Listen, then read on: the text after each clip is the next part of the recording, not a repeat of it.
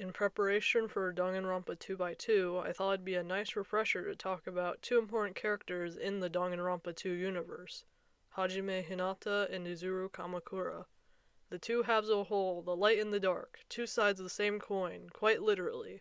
Massive spoilers from here on out for the original Danganronpa 2 game, so let's start with the original himself, Hajime Hinata.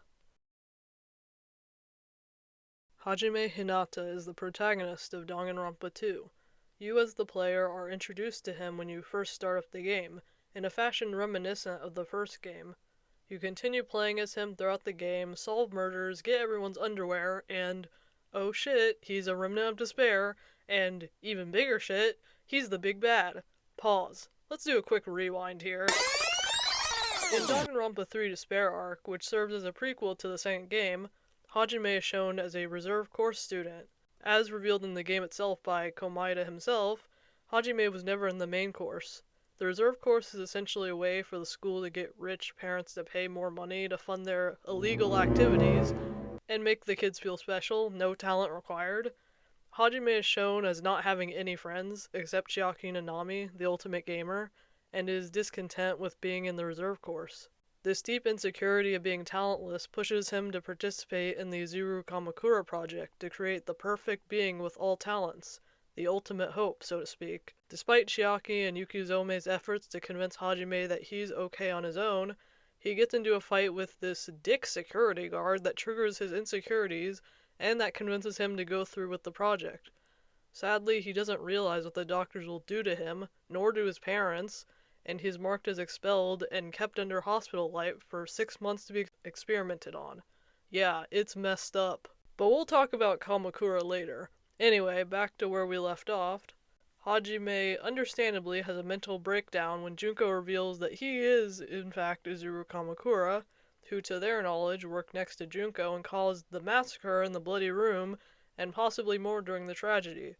He falters and tells Makoto he can't choose the future because either way, he thinks he'll get erased and it's really messed up.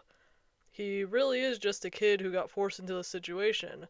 There's some evidence of Izuru trying to resurface and take back control, until Chiaki once again comes in and reminds Hajime that he doesn't need a talent to be special.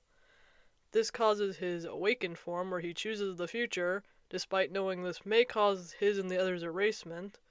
In the epilogue, it's shown that he does survive, though, so it's cool. In the Future and Hope arcs of Danganronpa 3, Hajime is shown to be merged with Izuru, case in point with the heterochromatic eyes and use of Izuru's talents. His voice can be seen as more apathetic in some scenes as well, however, he still chooses to primarily live his life as Hajime Hinata. It's somewhat implied to be a Yu-Gi-Oh! Type situation where they're merged and the two swap from who's fronting, in a way. You still with me here? 'Cause now it's time to get into the meat and juices. Prior to the Kamakura project, Hajime is different from how he is in Danganronpa 2, due to being a lot more reserved and socially withdrawn. As mentioned before, his deep-rooted insecurity of being talentless affects him constantly. He feels like an outsider, a nobody, some guy, because he doesn't have a talent and blends in with the crowd. He feels he has to prove he's worth something, and seems to have attributed talent with worth. It's implied that he was bullied, or at least mocked for not having an ultimate, which may have also contributed to his tragic ambition to be in the main course, despite already being paid to be a reserve course member. He most likely feels guilt for even taking up space in Hope's Peak, when the only reason he's there is because his parents wasted money on him to be there. While in the reserve course, he is withdrawn and has no friends, either due to the others not agreeing with his delusions, or him avoiding being friends to internalize the idea that he doesn't belong there.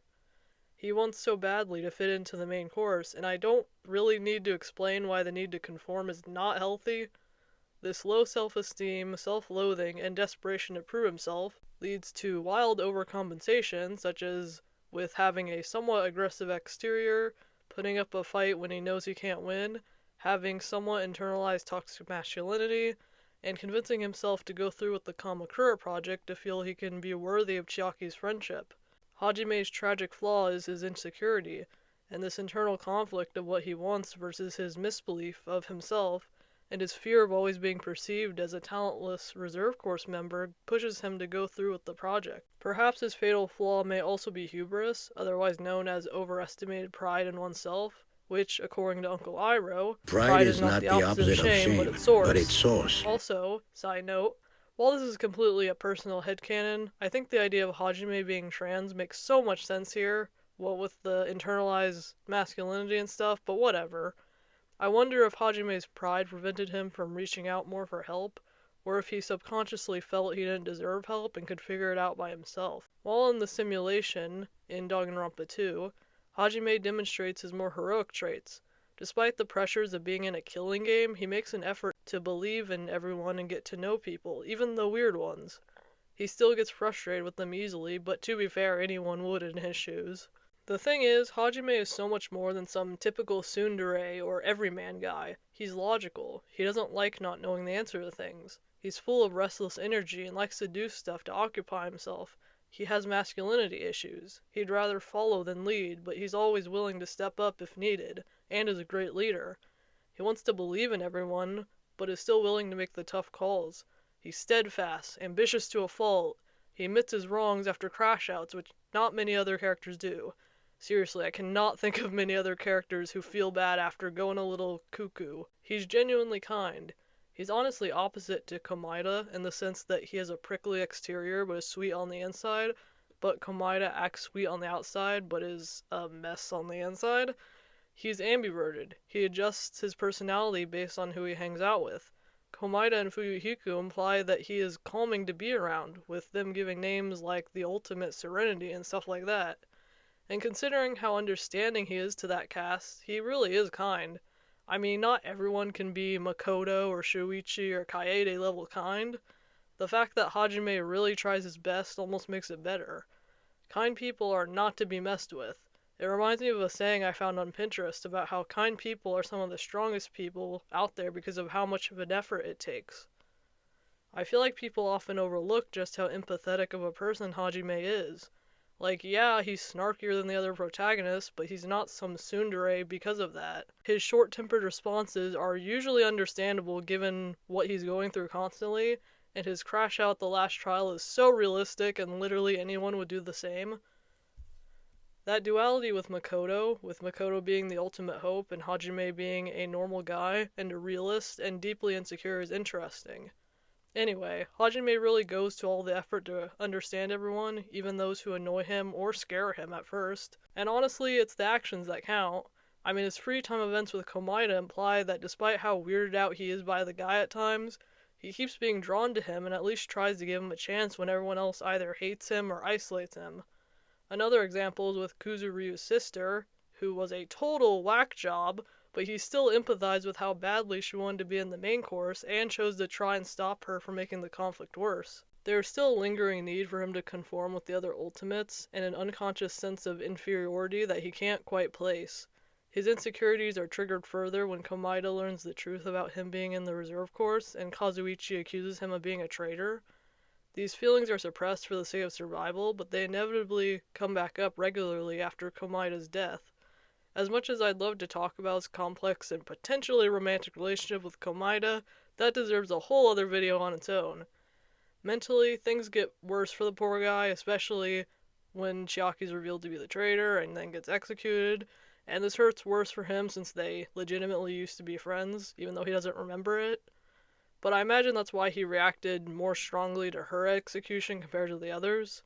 And it's sad because he did technically watch her die twice, once as Izuru and now in the simulation. During the final trial, Junko reveals that Hajime is Izuru Kamukura, and spills how the Academy experimented on him to turn him into the embodiment of all talent, the ultimate hope.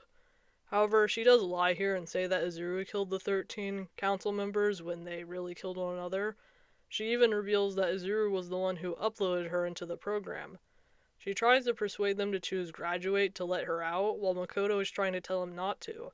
Junko tries to tell Hajime that if they press graduate, then Hajime won't be erased and that their friends will wake up. It's not guaranteed that Hajime and his friends will be alive if they escape, and even so, there's a chance they could still be the remnants of despair. Hajime understandably cracks under the pressure of this insane dilemma, and has one of the most well-voiced mental breakdowns I've ever listened to. He ultimately can't choose either one and is subjected to a mental battle where Izuru attempts to regain control. And honestly, it really is sad, because again, anyone would crack under such pressure. He's no Makoto, always believing in hope and confidence. He's no Shuichi, having the courage to face the truth even when it's hard. Nor is he a Kaede, willing to sacrifice himself to expose the mastermind and save everyone. He is just Hajime. He's just a kid put into cruel circumstances, both in the real world and in the simulation. He just wanted control, but always has it slips through his fingers. He just wanted to be special and make a difference. Why should someone like him have to make an impossible decision to be forced into this situation? Someone like him can't make such a choice. But he's also not just Hajime either. He is Hajime. Hajime Hinata, the protagonist of this game, more than a reserve course student, more than an everyman, more than a tsundere, and more than Izuru Kamukura. With the intervention of Chiaki, she tells him that more important than talent is to believe in himself, as even if he had talent, if he didn't believe in himself, it wouldn't mean anything. His life would be purposeless, and he wouldn't appreciate it then. Hint, hint. This is a game, so he has to choose his own future himself. Hajime returns to the trial in a Super Saiyan-esque form reminiscent of Taka, showing he is awakened, transformed mentally. He has the confidence in himself to move forward and choose the future. For the first time, he believes in the him without talent. Junko does not expect this and questions, Izuru? I am not Izuru Kamukura. I am Hajime Hinata! The crowd goes wild. Hajime and his friends choose to cultivate their own future, despite it being a difficult choice that is not guaranteed, but thankfully they awaken. I'd like to think that between the end of Danganronpa 2, but before this point in the future arc, Hajime has definitely had some more mental breakdowns and internal conflict because it would make sense. He would probably feel extreme guilt for causing the tragedy, or what he thinks he did causing the tragedy, thinking it was all his fault when he obviously wouldn't have known better. All the repressed emotions hitting him right then, especially when he learns more about what he did as Izuru. I read a fic that filled in the gaps here that's super angsty called An Account of Events, and it honestly should just be canon at this point, because it's really absolutely believable for Hajime to need some healing up. He still needs to face his insecurity about being talentless. He needs to cope more with Izuru's presence and the guilt he feels for Izuru's actions. He needs to stop doing things on his own since he has friends to help him. It would make sense for him to be a control freak over his life since he hasn't had control over something in a really long time. The feeling of losing so many years of your life, facing the most likely PTSD he has regarding hospitals, sedatives, and needles, opening up about his struggles, burning himself out, making himself the leader, repressing his own needs, not caring for himself, because he still wants to feel a sense of agency. He's probably still touch-averse. He feels the need to lead and do things alone because he still has a need to prove himself deep down, both from internalized toxic masculinity and from the last time he felt vulnerable and asked for help was what caused Izuru to be born. He's scared to be put to sleep, to learn more about his past self, scared to move forward. If he takes care of himself and gets too comfortable, will it all crash around him again? He'll look in the mirror and be horrified at the two eyes, none completely his own, drastically cutting his hair to have some agency over himself. Maybe he feels he deserves to burn himself out. He still feels deep shame, guilt. Pride is not the opposite of shame, but its source. But anyway, go check out that fic. It's an angsty character study about Hajime and Izuru, and it's really well written. Now, it's time to move on to the other half, the dark to the light, the opposite side of the coin. It's time for Izuru Kamukura's side of the story. I feel like he's also misunderstood, but not in the same way as Hajime, so listen closely and hear the ultimate hope side of the story.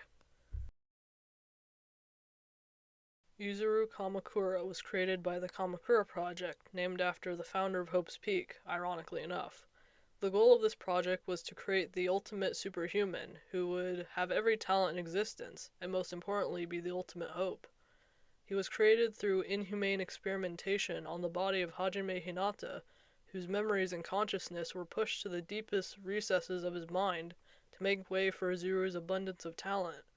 Don't ask me how the doctors were able to chuck shit in his brain, like making him magically be able to sing. I don't know, man. The point is, even after Izuru was formally awakened, they still treated him terribly. They experimented with him further, always kept him on bed rest and giving him no sense of agency. He was literally their puppet, their lab rat, and he was, understandably, bored of his life. Izuru was cursed to keep living like this for the foreseeable future, until the fateful day Junko Enoshima and Mukuro Ikusaba came to him. At first, Junko tried to kill him, knowing she couldn't win. Izuru could not comprehend why she would even bother trying to fight a battle she couldn't win, and she promised him to free him of this boredom by showing him a world of despair. Due to his life being in a literal purgatory, he agreed to join her. Junko first showed him the massacre of the 13 student council members by making them kill each other, to show him true despair and film it as a video. She also framed him as the murderer when he really only killed one of them in self-defense. She continued to show him despair through her manipulation of Miturai and the other main course students. Interestingly, after Chiaki's execution, she still clung to life. Izuru walked in on her and started to cry due to Hajime's subconscious memories of Chiaki. He couldn't understand why he was feeling grief, nor could he understand it.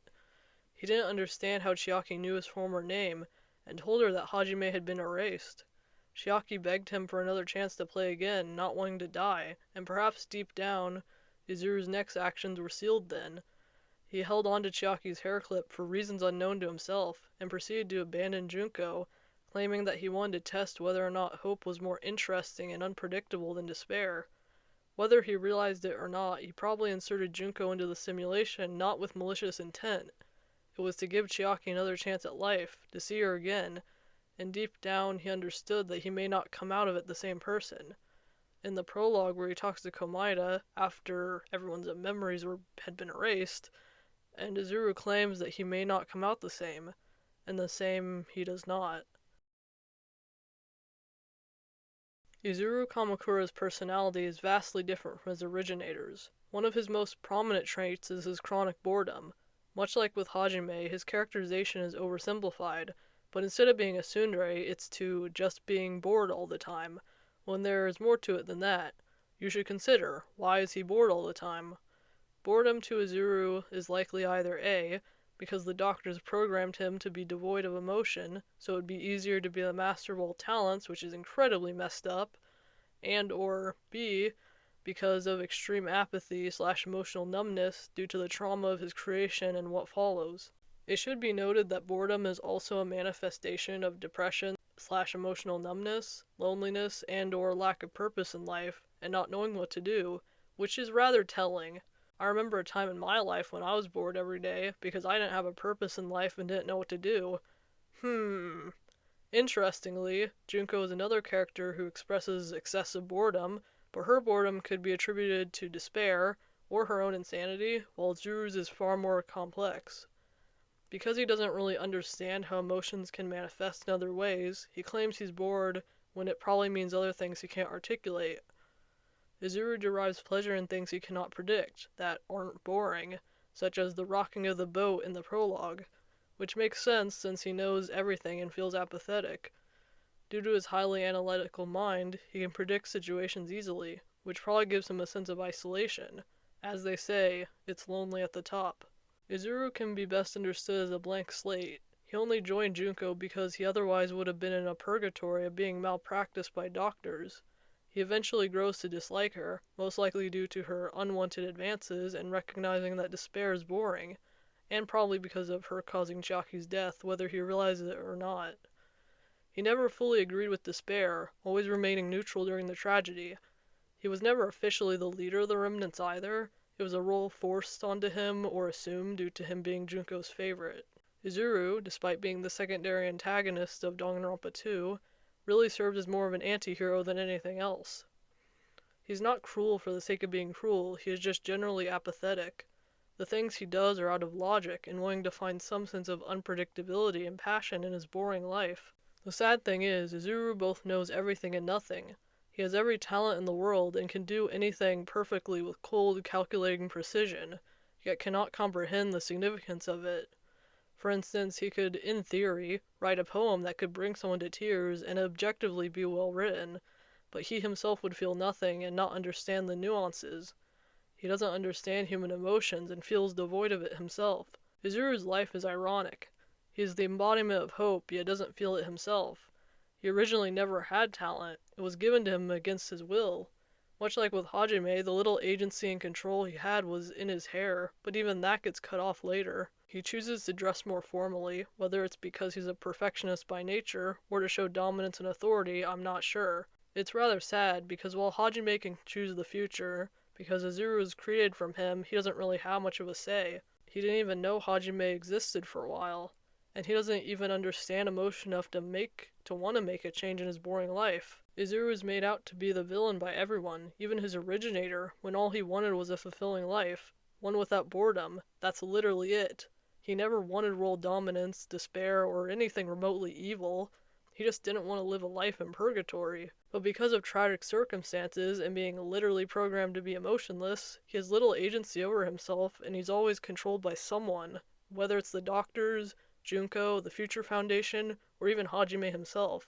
Izuru Kamukura may not have had many other traits besides his apathy and chronic boredom, but he never got the luxury of developing other traits, because he was already born perfect, a replica of someone else, forced to live and metaphorically die too soon. It's unfair to compare the two when Izuru literally had no chance to become more of a character. He doesn't understand.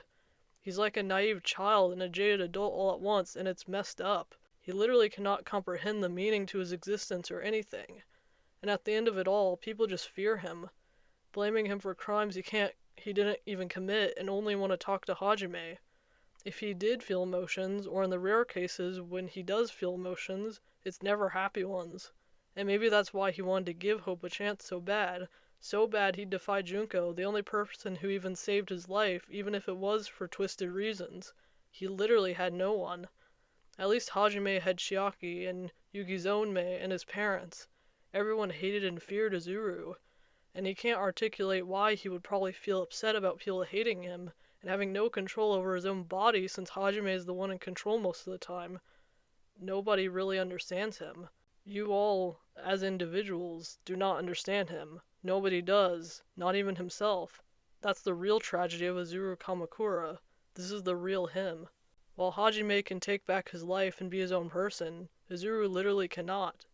Hajime can live without Izuru, but Izuru cannot live without Hajime. We can sit here and praise Hajime for becoming more than some reserve course student, and there being more to his life than talent, but we can't say the same for Izuru, because no matter what, there's no denying that Izuru would not be here without being a mold of someone else. It's really sad. Izuru cannot be his own person. They are so intrinsically linked that Izuru cannot be separated from Hajime. Izuru didn't ask for this. He didn't even ask to be born, much less forced into the world by being a mold of someone else pre-existing, only then to be forced back down into the former subconsciousness. He's always trapped in a purgatory, whether it's boredom or despair, because of the circumstances of his life. Now, during the Danganronpa 3 future arc, we don't see much of Izuru besides his eyes and Hajime.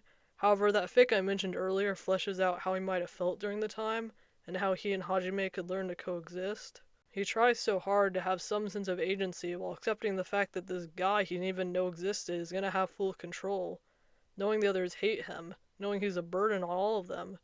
However, he does at least learn a little about his past, even a bit about how boredom is a manifestation of other things. Despite not being canon, Ultimate Talent Development Plan is important to mention, since it shows that Hajime and Izuru have at least grown. Hajime learns his worth and knows that there's more to life than talent, and Izuru gains some understanding of human emotion and opens up to people. It's interesting to note here that their interactions are with almost the exact same people, but the way they go are wildly different due to their different personalities and mannerisms. Speaking of which, before we end this, let me talk a little bit more about some of their differences and the one important similarity. Aside from their personalities being different, as mentioned before, the way they present themselves is also different. The way Johnny Young Bosch voices them is different, and how Hajime is more of a range and Izuru's voice is flat and apathetic. Hajime sounds more youthful, while Izuru sounds tired. The way they both view talent is different. To Hajime, talent is what makes someone worthy, but Izuru doesn't give it much thought. He's taught to believe that he's superior to others, yet doesn't get why, while Hajime convinces himself he's inferior to others. The struggle of the prodigy and the underdog / everyman. It's lonely at the top versus I want to be worth something. Their respective relationships with Nagito Komaeda, but that's a video on its own. The way they view each other is also so different. Hajime has a negative opinion of Izuru and probably sees him as some murderous fiend, but Izuru feels nothing towards Hajime, apathy. The way Hajime immediately would go to cut his hair after awakening, while Izuru cared enough for Chiaki to hold her hair clip. The difference between how they treat each other is really sad. It's wildly heartbreaking how much they would give to swap lives, and how Hajime actually went through with it. The one significant similarity the two share, aside from bodies, is the fact that boredom is part of their narrative. While it is more prevalent with Izuru, Hajime feels bored with his life of the same old thing and feeling worthless. Again, a sense of purposelessness, but for a wildly different reason. This one similarity, this reoccurring theme of boredom, holds so much significance to both of them. But while Hajime can overcome it, Izuru innately cannot, because while they are two sides of the same coin, only one of them can exist without the other. And also just the way that the two of them both metaphorically die to bring back or reawaken the other is just so sad.